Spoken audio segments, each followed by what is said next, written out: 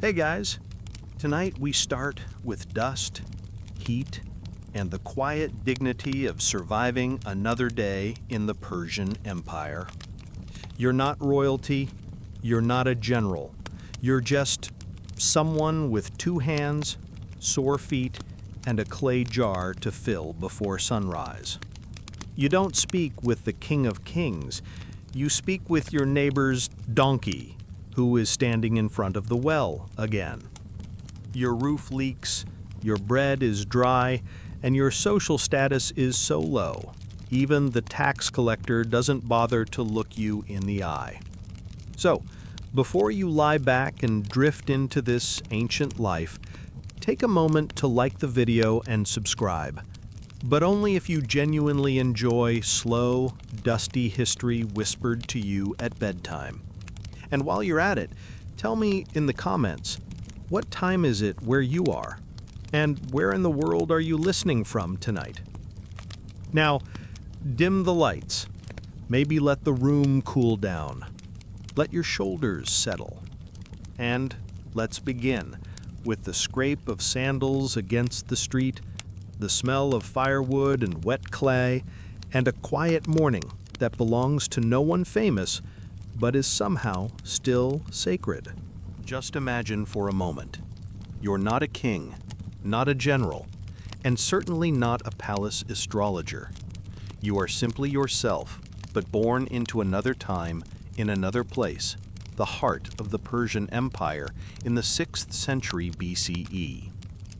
Your home is not a palace or marble villa lined with carvings. It's a sun-dried mud brick dwelling, thin-walled and roofed with palm fronds.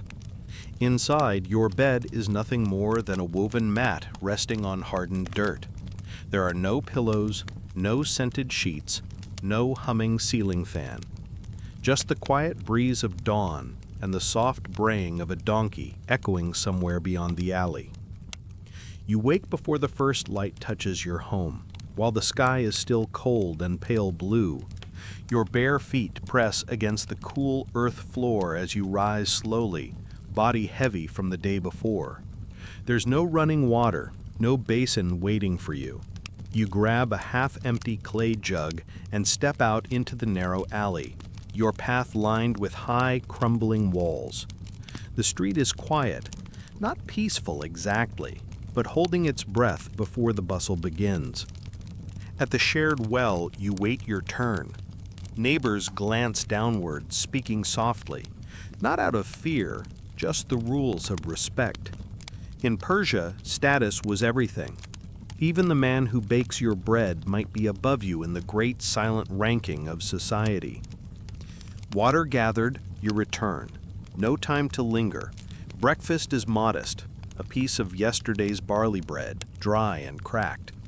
If luck leans your way, there's a crumble of salty cheese or a smear of date syrup in the corner of a clay bowl. But most days, it's only the bread and patience. You sit with your back to the wall, chewing slowly, watching the morning light find its way in through holes in the thatched roof. The day awaits, and there's no delaying it. Your trade is pottery, not the painted kind meant for kings and altars. No, you make the everyday kind. Storage jars, oil jugs, amphora. Your hands are thick-skinned and cracked from years of turning clay, the kind of hands that will never be soft again. You walk to the workshop, and already the kiln breathes fire. The scent of dust and smoke clings to the air. You sit before the wheel, your sleeves rolled up, and begin to shape the first vessel of the day. It's repetitive work, demanding, but not cruel. Yet the hours slip past in quiet exhaustion. In the Persian Empire, almost everything traveled in jars. Oil, grain, wine, taxes. Yes, even taxes were collected in large ceramic jars. It's a reminder that bureaucracy has always found creative ways to be inconvenient. Your overseer paces, glancing over your shoulder, tallying production onto a clay tablet. He doesn't smile. Maybe he hasn't smiled in years. Then again, he's also paid in onions and beer. not exactly a retirement plan. By midday, the sun is unforgiving. You drape a thin cloth over your head, but the heat still presses down like a heavy palm. Your arms are powdered with fine red dust. Lunch might be lentils, boiled soft, or a few figs you've bartered from a neighbor. Water is scarce. Every cup must be earned. You pause and gaze toward the royal road. A line of mounted guards passes, clean tunics, polished spears. They belong to the satrap, the regional governor who answers only to the king of kings. The guards don't look at you, you don't look at them, but your back straightens instinctively. You return to your wheel. The work continues. Play and fire, spin and shape, sweat and silence. By the time the sun lowers in the west, your hands are raw, your shoulders tight, your spirit quiet. You finish your quota, or close enough to avoid losing your ration, which today is a jug of beer and a single dignified onion.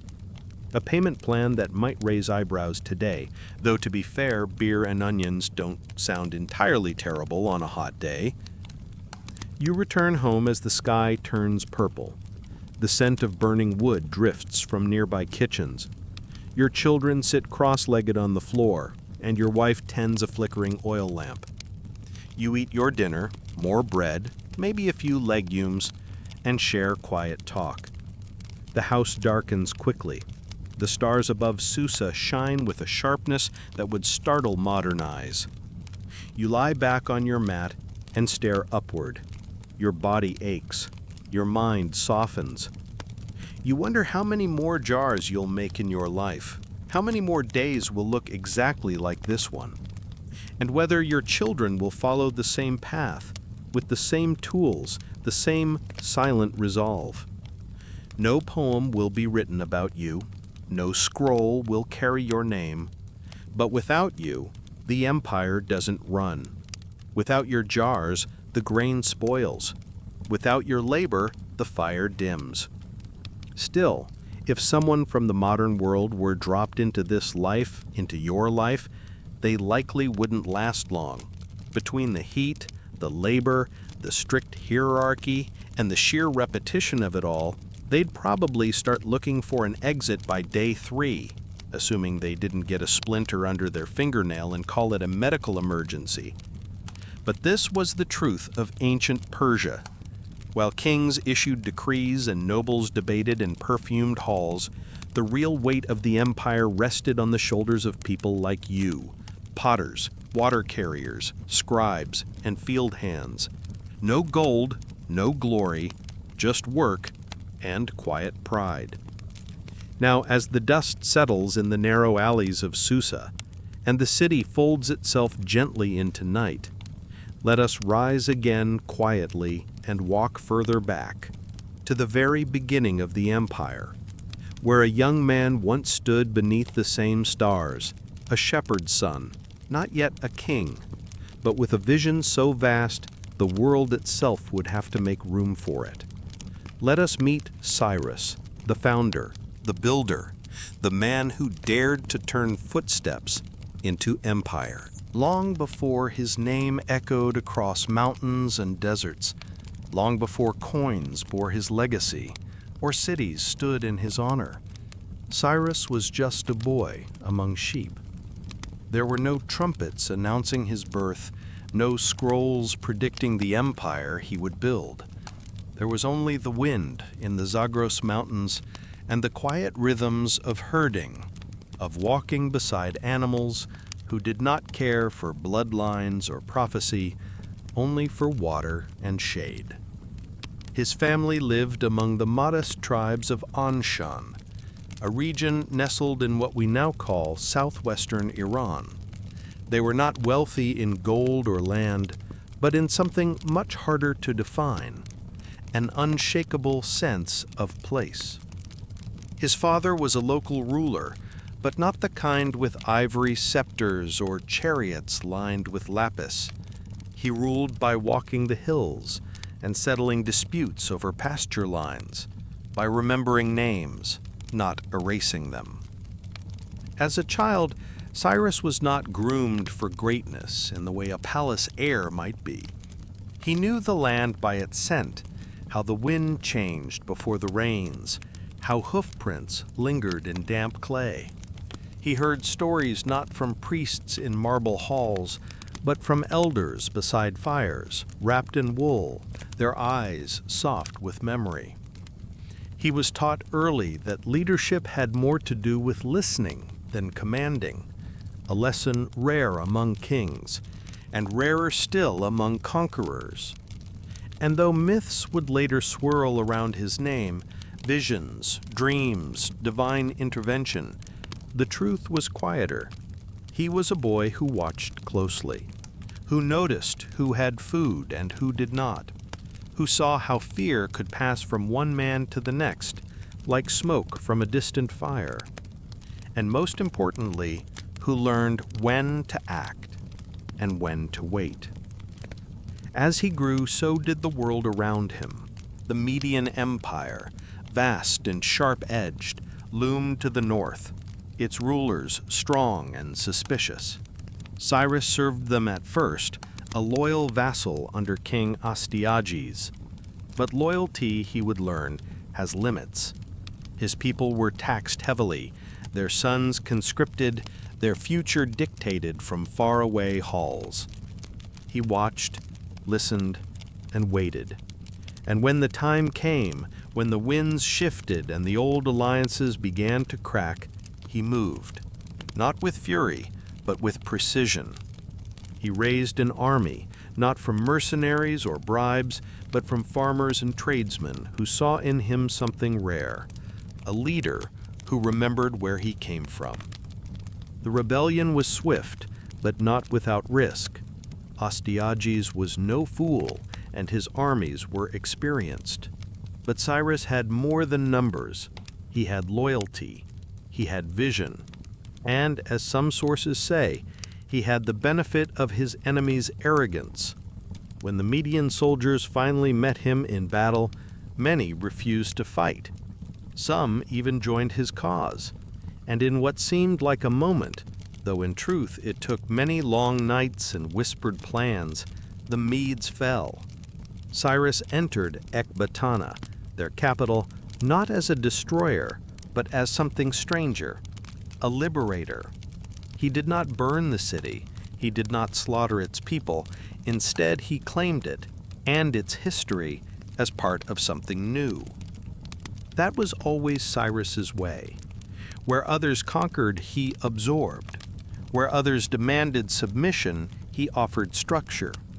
After the Medes, he turned westward, not in a mad rush for power, but in careful expansion. Lydia, the wealthy kingdom ruled by the famously rich Croesus, fell to him not by sheer force, but by strategic brilliance. The story goes that Croesus misread a prophecy, believing he would destroy a great empire. He did. His own. Cyrus captured him, but did not kill him. In fact, Croesus became an advisor, a former king, sipping wine beside the man who defeated him. Not exactly how most war stories end, is it? Then came Babylon, mighty, ancient Babylon. Its walls were taller than legends, its temples filled with gods older than any Cyrus had known. But the city fell without a fight. Cyrus entered peacefully, welcomed even, and declared himself not just king, but restorer. He allowed exiles to return home, including the Jews, an act so unusual that his name appears not just in Persian inscriptions, but in the Hebrew Bible itself. He returned stolen relics to temples, restored shrines, respected the gods of others. For Cyrus, power was not about erasing the past, it was about weaving it into something stronger.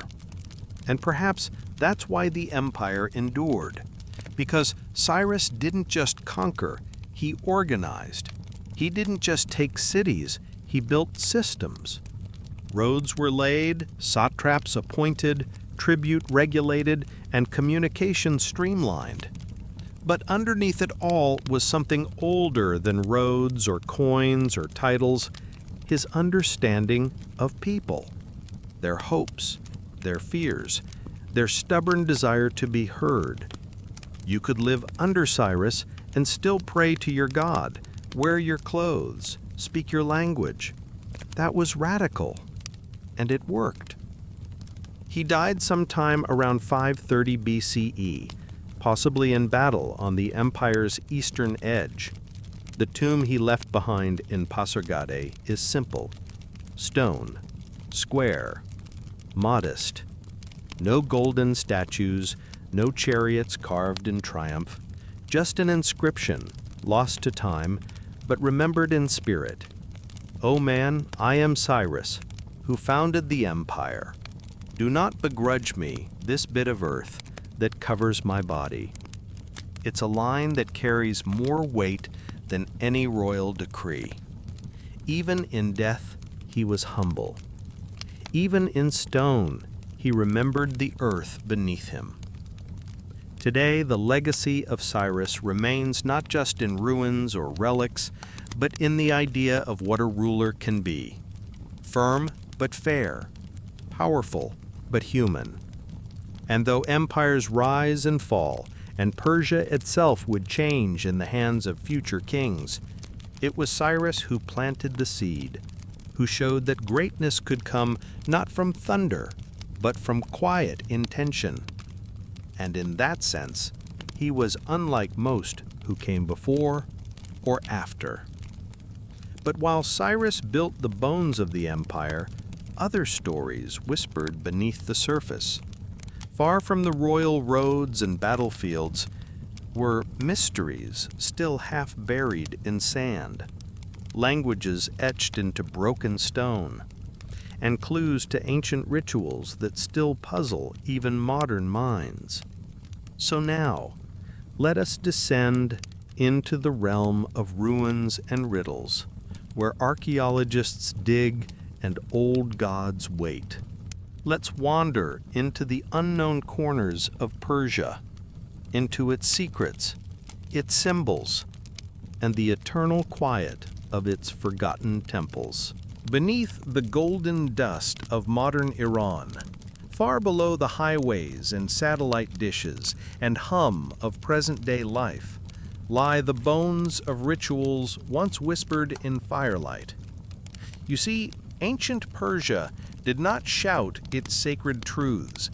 It didn't raise temples that demanded attention, nor did it write epics meant to dazzle outsiders. What it left behind, if we're quiet enough, speaks in the hush of forgotten spaces. For all their grandeur in empire building and administration, the Persians treated the spiritual world with an unusual kind of restraint. Where some civilizations built colossal statues of their gods, the Persians did the opposite.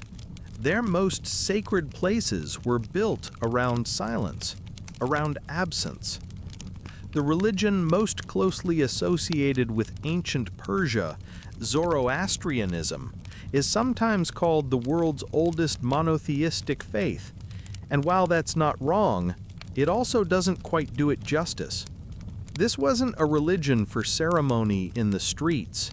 This was a belief system built for dawn on a mountaintop, for the murmur of wind across a stone plateau, for a moment so still that only flame could speak. At the heart of it all was Ahura Mazda, the wise Lord, the force of order, light, and truth.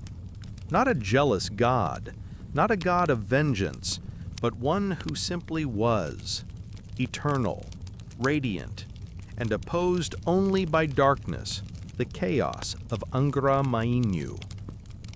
Zoroastrians believed the world was a battlefield, but not the noisy kind. This was a war fought quietly, with right thought, right speech, right action. The smallest kindness was a weapon, the smallest lie, a crack in the soul. The temples were modest. You'd miss them if you weren't looking. No towering statues, No idol-lined corridors, just fire, tended carefully, reverently, by the Magi. And no, not the Christmas Magi. These were Persian guardians of the sacred flame, part priest, part scholar, part human hard drive. They memorized stories, studied the stars, diagnosed fevers, and interpreted dreams. You wouldn't quite call them doctors, but if your child had a cough and the stars looked uneasy, they were the ones you'd call. Think of them as the original multitaskers. If your neighborhood pharmacist also happened to be an astrologer and part-time philosopher.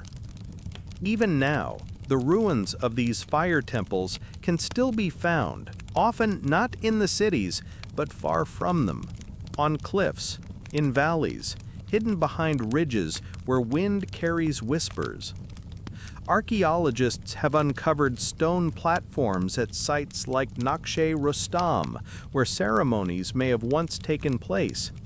But there are no written instructions, no painted murals explaining the chants. The Persians passed down their sacred knowledge orally, from master to student, breath to breath. The idea of writing it down, of reducing the sacred to ink and parchment, would have seemed almost crude. So today, modern scholars stand with notebooks and drone cameras, analyzing scorch marks and broken altars, trying to decode rituals that were never meant for the eye. Which, to be fair, is still less confusing than trying to decode modern tax codes. Then there is Takht-e-Solomon, the throne of Solomon, a site perched high in the mountains where the wind feels older than the rocks. Within its ruined walls are traces of a royal sanctuary, a fire temple, and a perfectly round, mysterious lake. To this day, the lake glimmers with a surreal blue, its surface like a polished mirror. Some say it's bottomless. Geologists say otherwise, though even they admit it's unusually deep. Coins have been recovered from the lake bed, tossed in over centuries like prayers. And a few bones, too, eerily preserved. Were they the unlucky, the unwanted, or perhaps the over-curious? Nobody knows. But you wouldn't catch many archaeologists skinny dipping there after dark. Persian rituals were often startlingly practical and profoundly poetic. Take their funerary customs, for instance. To the Zoroastrians, the four elements, earth, air, fire, and water, were sacred and must not be polluted. A dead body, considered unclean, couldn't be buried, cremated, or thrown in a river. So they built towers of silence, tall circular platforms where the deceased were laid out for vultures. The birds did what nature intended. The bones that remained were collected later and stored in ossuaries. To us, it may seem unsettling, but to the ancient Persians, it was a spiritual form of recycling. And at the very least, it was the original sky burial, long before minimalist cremation packages became trendy. They didn't consider it morbid. They considered it orderly, clean, a way to honor life by allowing death to pass without corruption. And it aligned with a larger worldview, that life was part of a delicate balance between the seen and the unseen, and everything had its place. For a people so averse to carving gods, they were surprisingly generous with carving language. The Behistun inscription, for example, is one of the most invaluable finds in all of ancient studies. Carved high into a limestone cliff by Darius the Great, it's essentially a royal press release etched into the sky. Written in Old Persian, Elamite, and Babylonian, it allowed scholars to crack the code of cuneiform, making it Persia's version of the Rosetta Stone. The scene shows Darius trampling rebellious figures, bow in hand, like a stern dad settling a sibling squabble. But the real treasure is in the text. Darius doesn't just boast, he narrates, justifies, recounts. A ruler who wanted to make sure that when strangers came centuries later, they'd know exactly what happened. From his perspective, of course. In other words, history's first subtweet. And yet the most powerful legacy they left behind might be the absence of noise. No dramatic myths, no thunder-wielding gods hurling lightning bolts. Just the fire, just the sky, just the belief that some truths are so big they can only be carried in silence. Modern historians often fumble with this. We're used to civilizations that document everything. Who married who conquered what, how many goats were sacrificed, and why. But Persia wasn't trying to impress. It wasn't building its legacy for the history books. It was building it into the bones of the earth, into the breath between sentences, into the temples without idols. It's one thing to read a prayer carved into stone. It's another to feel one whispered from a ruin that refuses to speak. Even in Pasargadae, the resting place of Cyrus the Great, the tomb is simple, a plain stone box, high on a stepped platform, overlooking the emptiness. No grand facade, no ostentatious inscriptions, just space, sky, and the soft echo of a name that changed history. And in Persepolis, the ceremonial capital, the columns still rise like frozen sentinels. Carvings of tribute bearers still march along the palace walls. Ethiopians with incense, Indians with ivory, Babylonians with fabric. There's a quiet pride in these images, not in conquest, but in coexistence. Persia at its peak wasn't just a place, it was an idea, a vast stitched-together empire that somehow functioned not by crushing every local belief, but by absorbing them, respecting them, inviting them to offer tribute, not erasure. And that's what makes these ruins so haunting, not because they're dead, but because they're still whispering, still radiating an old kind of order, even if the words have long since faded. So when we visit these sites today, camera in hand, dust on our shoes, we're not just tourists, we're quiet witnesses. The conversation hasn't ended, it's only changed form. From chants to silence, from temple to tablet, from priest to archaeologist. You don't need to understand every ritual. Just breathe near the ruins long enough, and something ancient, above the dust and sweat of everyday labor, above the potters and scribes and water haulers, a different world shimmered quietly in the Persian Empire, a world of etched floors, embroidered robes, and ceremony so smooth it barely made a sound. You've just left your woven mat behind, the workshop, the clay, the cracked heels and sunburnt neck.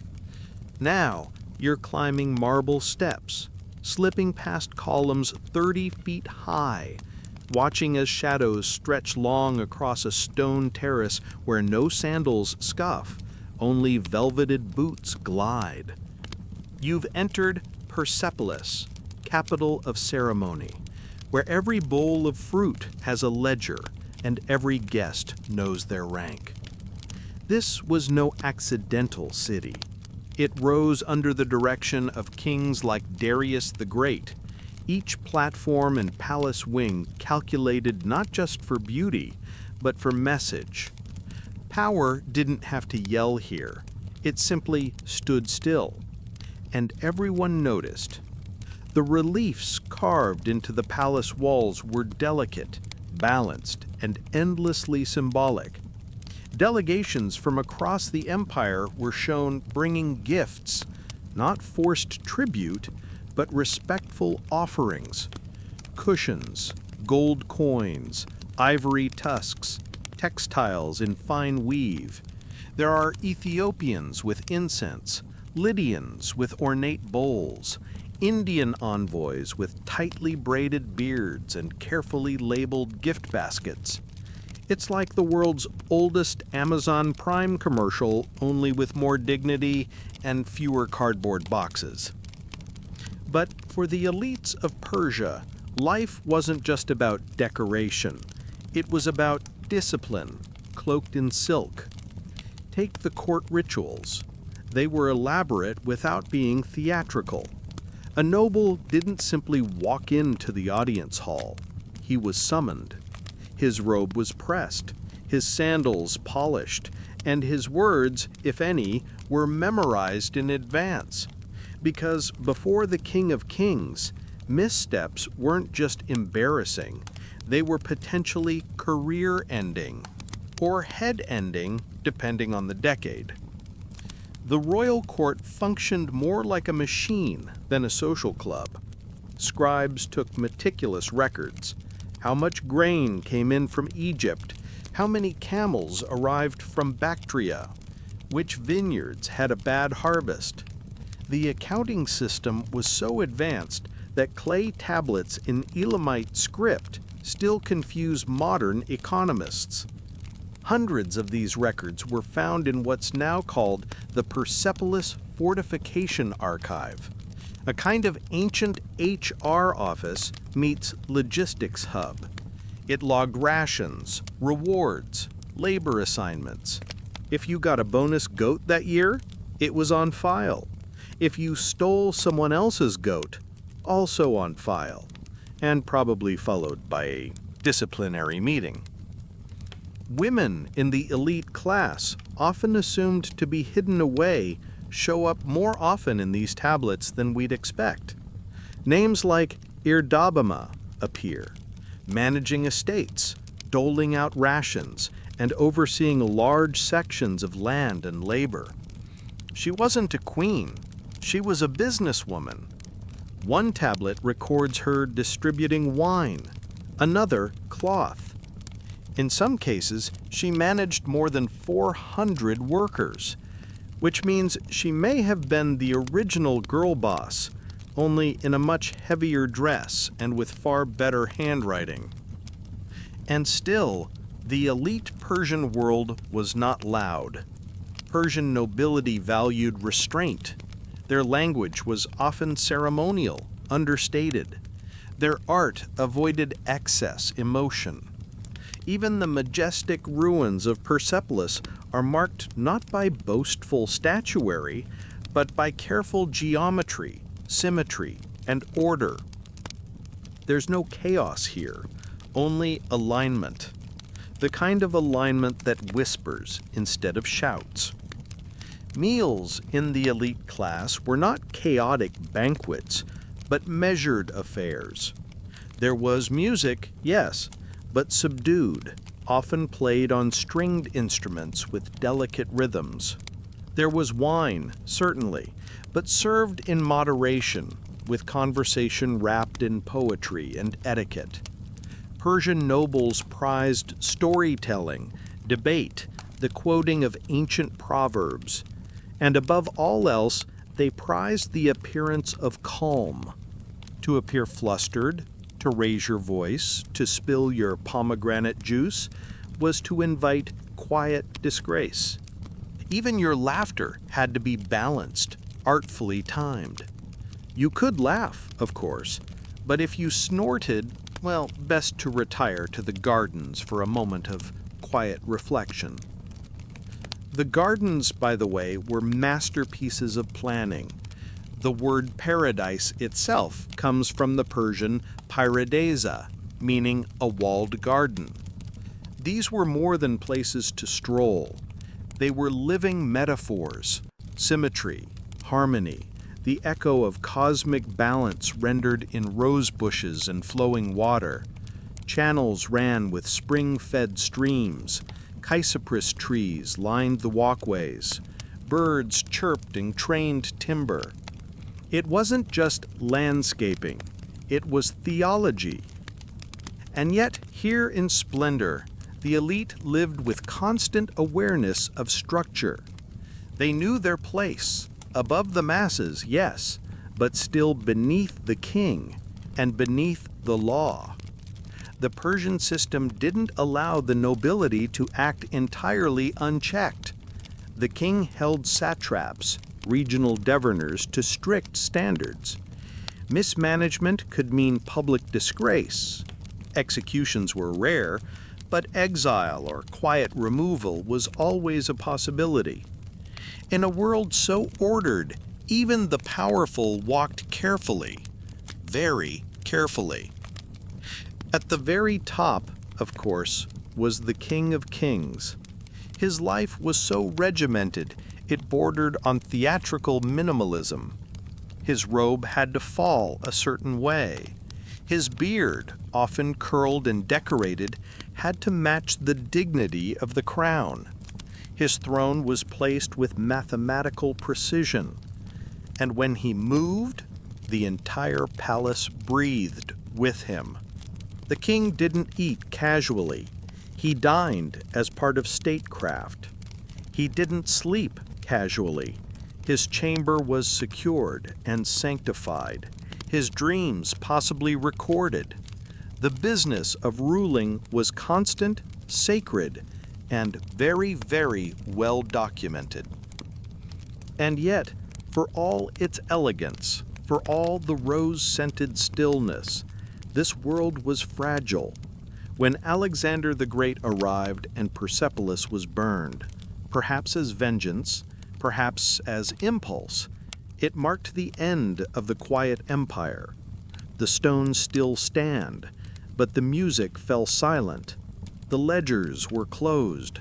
The royal gardens dried.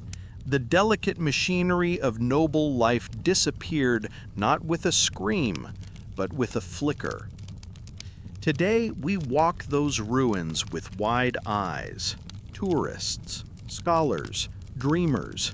We run our fingers over the carvings, imagining the weight of silk sleeves and whispered poems. But the real splendor, the true shine, was in how soft it all was. Even at its most powerful, Persian elite culture chose silence, symbolism, and stillness. And in a world that rarely stops talking, that silence is still somehow loud. But while nobles counted grapes and scribes tracked sandals, another realm flowed beneath the empire's surface, a network not carved in stone, but whispered behind market stalls and across desert paths. It is time we turn our ears downward, to the sound of secrets, to the quiet, clever lives of those who served the empire, by staying unnoticed. Let us descend now into the world of spies, informants, and silent diplomacy, where every word had weight and the wrong glance could change history. Let's step softly now, out of the palaces and the rose gardens, away from the silks and scrolls. Follow me, quietly, into a different kind of power. It is a power not carved in stone, not sung in temple hymns, not embroidered on royal robes. It moves in the hush between words, in the glance that lingers too long, in the footsteps that vanish before dawn.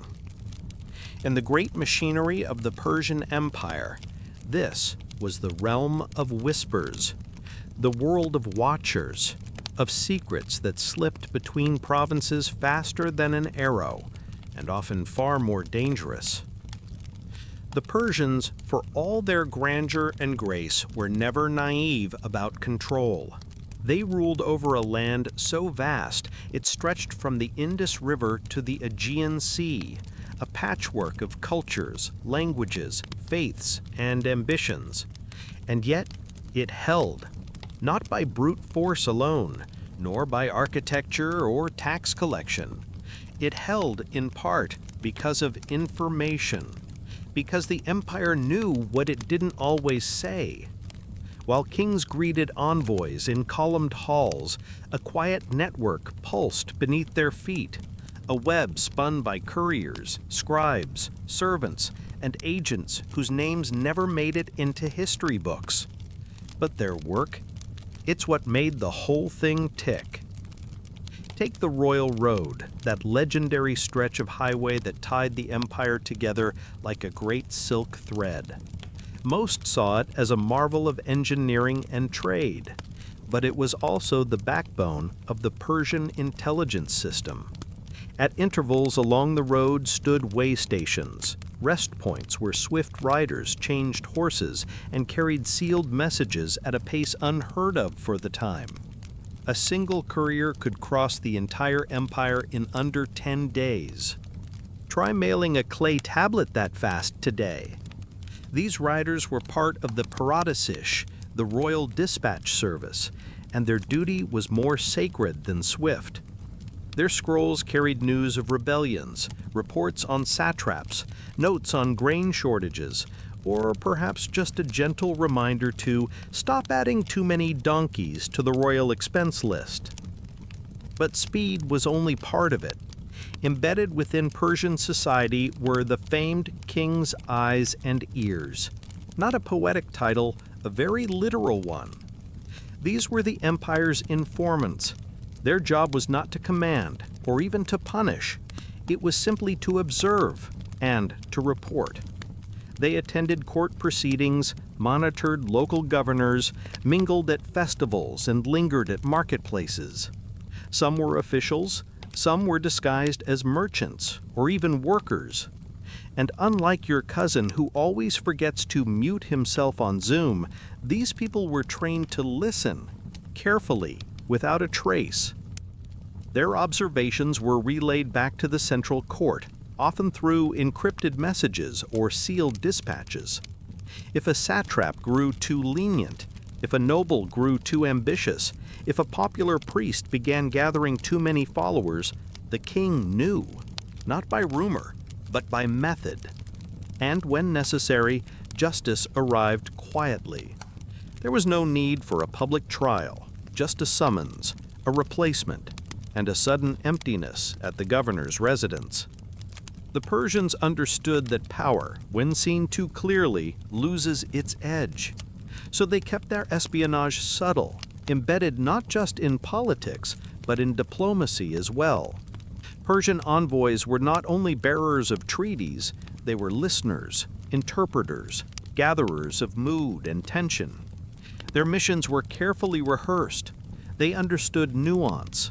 They knew that a frown in the wrong part of a feast might say more than 1,000 words. They noticed who drank first, who laughed too long, who suddenly left the table when tax reforms were mentioned. Frankly, they were part diplomat, part mind reader, and part your extremely perceptive aunt who always knows when something's up.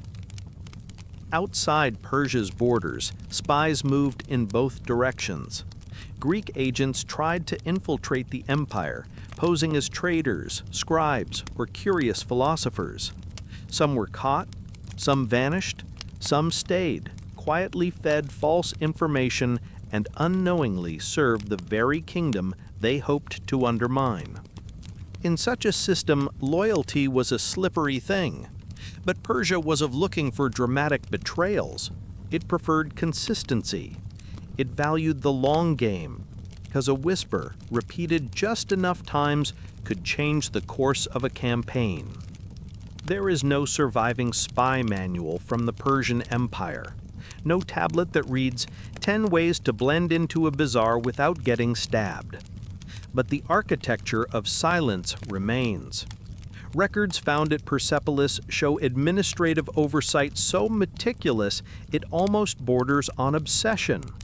Grain logs, ration tallies, caravan inventories all suggest a bureaucracy that knew the importance of small things. If they cared that deeply about barley quotas, imagine how closely they watched political tides. In this way, the Persians pioneered a philosophy of governance that merged observation with restraint. Unlike the Roman obsession with spectacle or the Greek fixation on argument, the Persians trusted information to work behind the scenes. They understood that the most powerful truths are not shouted, they're simply known. That a message, carefully written, can do more than 1,000 soldiers. That a glance, recorded at the right moment, can change a dynasty. And through it all, the system rarely boasted. It didn't leave epic poems about secret missions. It didn't etch tales of espionage into stone. But it worked for centuries. The empire stretched across the known world and held in part because it knew more than it showed. So the next time you think of ancient Persia, don't just picture grand staircases and rows of tribute bearers. Imagine instead the servant pausing just long enough at the edge of a council, the scroll passed at midnight under lamplight, the rider changing horses, not out of fatigue, but urgency, the king seated on his high throne, already aware of what you've done, not because someone told him loudly, but because someone told him quietly, days ago. This was Persia's other empire, one without walls or cities, built not of stone, but of silence. And yet, it may have been the most enduring of all. But even under the weight of scrolls and secrets, there were still moments of levity, moments that made the long days bearable. Let us now step down from the watchtower, away from agents and embassies, and return to the kitchen fires, the songs of workers, the superstitions whispered in starlight. Because even in the great Persian Empire, it was the small joys that truly made a life. Let's wander now into the everyday delights, the festivals and forgotten comforts that even empires couldn't survive without. Let's wander now, not through palace corridors or sacred fire temples, but through something gentler, the kind of road that loops behind the house, past the fig tree, toward the open field where children chase shadows and old women fold herbs into cloth bundles. In this final stretch of our journey through Persia, we are no longer following scribes or spies, but walking beside those who lived quietly and loved deeply, the ones whose lives ran on rhythm, not riches. Because even in an empire of 1,000 scrolls, it was these small joys, the food, the music, the whispered superstitions, that truly made a life. You see, ancient Persian life was rarely easy, but it had its moments of light, a kind of earned joy, pressed between hard days like the sweet paste of dates hidden inside a coarse barley cake. And those who lived it, potters, bread makers, shepherds, midwives, didn't need gold to find meaning. They had the warm basin at dawn, the laughter shared over cracked plates, the smell of cumin rising from an iron pot. And yes, sometimes a donkey that simply refused to cooperate, no matter how dignified your robe looked. But that too was life. One of the clearest glimpses we have into these joys comes from Nowruz, the Persian New Year. Marked at the spring equinox, it was a time when even the poorest homes found a reason to prepare, to welcome the return of the sun with an open window and a washed floor. In those weeks leading up to the festival, the air buzzed with scrubbing, sweeping, repairing. Carpets were unrolled, beaten with sticks like misbehaving students. Storage pots were emptied of their last lentils and grains. And everything that could shine did, even if it only sparkled in the right kind of sunlight. Because as everyone agreed, you couldn't welcome a new year with last season's soot. At the center of it all stood the Huft Scene table, a modest but deeply symbolic spread. Each item beginning with the Persian letter S carried its own meaning. Sabze, sprouted greens for rebirth. Sir, garlic for health. Sinjed, dried lotus for love. Seke, coins for prosperity. Families arranged the items with a reverence somewhere between holy ritual and competitive homemaking. If your neighbor had 3 types of vinegar, well, you suddenly did too. Or you pretended you were going minimalist on purpose. Children wore new outfits, or at least outfits that didn't carry memories of past stains. Elders told old tales with more drama than accuracy. And the house filled with smells, not of incense or fine perfume, but of food. Kuku sabzi, a bright green herb omelet cooked in heavy copper pans. Osh reshte, a thick noodle soup stirred slowly and confidently by grandmothers who measured spices with their hearts, not their hands. And then, of course, the sweets. Baklava sticky enough to trap flies mid-air. So on, so fragile that even thinking about it too hard might shatter it. There were pastries dusted with rose petals, cookies stamped with floral designs, and syrup that clung to your fingers for hours, a quiet reminder of joy you couldn't wash off easily. And if you think this was all solemn tradition, don't be fooled. There was mischief too. On Tuesday before Nowruz, known as Charshambe Suri, people lit bonfires in the streets and jumped over them, not for show, but as a symbolic leap over misfortune. The flames crackled, feet flew, and prayers were whispered. Give me your red color, take back my sickly yellow. Some leapt gracefully, others less so. But no one escaped without at least a little singed pride. It was, perhaps, history's earliest form of cross-training, combined with spiritual exfoliation. But joy wasn't only found in festivals. It lived in food, folklore, and the comforting loops of daily life. Take tea, for example. Persia didn't always grow its own, but it embraced tea like an old friend. Brewed strong, poured gently into small glass cups, always served with a lump of sugar or a date. It wasn't just a drink, it was an excuse, an invitation to linger, a reason to pause work for a few minutes and talk, or not talk, depending on who you were sharing it with. Silence, after all, is a language too. And if tea wasn't your thing, there was sherbet. Sweet, chilled, fruit-based drinks flavored with rosewater or sour cherry. Poured over crushed ice and sipped in the shade, it was Persia's version of luxury. Not because it was expensive, but because it reminded you that refreshment didn't always come from fountains. Sometimes it came from your neighbor's modest clay jug passed across the wall with a quiet smile. Folklore was ever present. Parents told children about jinns hiding in shadowy corners and evil eyes that could sour milk just by looking at it too hard. Remedies existed for everything. A pinch of salt behind the ear, a blue bead above the doorway, a clove of garlic sewn secretly into a child's collar, not because it smelled nice, but because you never knew what was listening. And if you sneezed while stepping out the door, you'd better go back in and try again, unless you wanted your day ruined by cosmic bureaucracy. In the quiet hours, joy came through music. Long before instruments were mass-produced, Persians played what they could carve and shape by hand. The sitar, with its melancholy twang.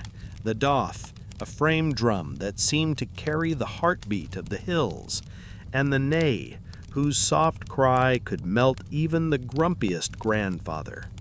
Music floated out of kitchens and courtyards. It was there during kneading, during weddings, during funerals.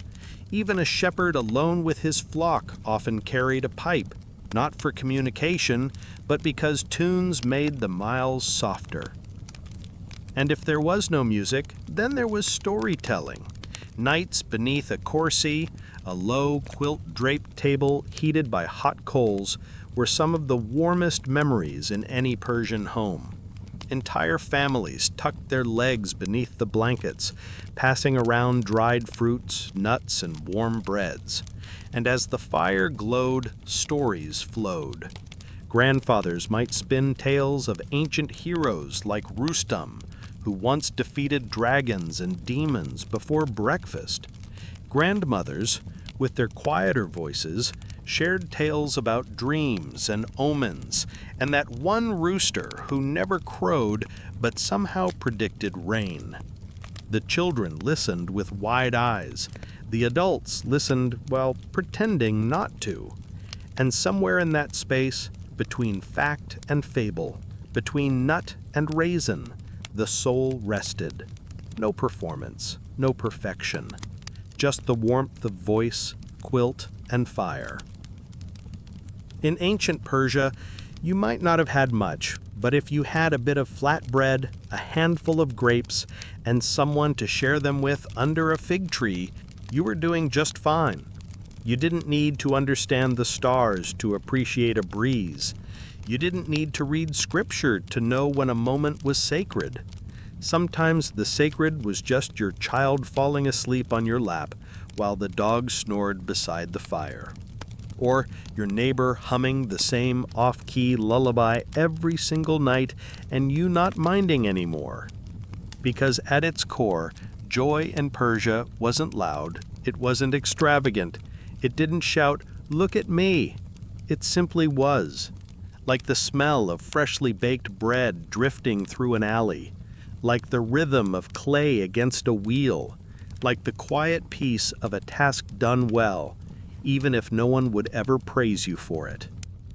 And that is why, long after the palaces crumbled and the temples fell, long after kings vanished from memory and borders shifted like sand, the joy of ordinary Persian life still echoes, in kitchens, in lullabies, in every gentle habit passed down without explanation.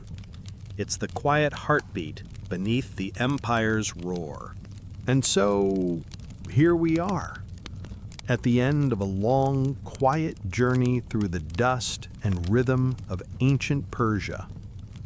You've walked beside potters whose fingers shaped the empire's lifeblood, sat in silence beneath the sacred glow of eternal fire, listened in the shadows of scribes and spies, and wandered through courtyards perfumed with rosewater and gold. But more than anything, you've seen how history isn't made only by kings and conquerors. It's stitched together by ordinary hands, hands that baked, that swept, that soothed a child with a lullaby passed down so far back even the stars had heard it first. Life in the Persian Empire, it was dry, it was scorching, it was full of rules, of rituals, of quiet dignity. It wasn't glamorous, it wasn't easy, and no, you probably wouldn't survive a day in it. But now, you don't have to. Because tonight, you've lived it, softly, slowly, through a single, ordinary day. Maybe you found your mind drifting as we talked. Maybe you fell asleep somewhere between the barley bread and the fire altars. That's perfectly okay. That's why I'm here. Because history doesn't always need to be remembered. Sometimes it just needs to be felt. So now, let your eyes stay closed. Let your breath stay slow. And let your dreams carry you gently through the alleyways of Susa, past the towers of Persepolis, and into a sky where even silence was sacred. I'll be here next time you want to wander through forgotten places. Until then, sleep well and good night.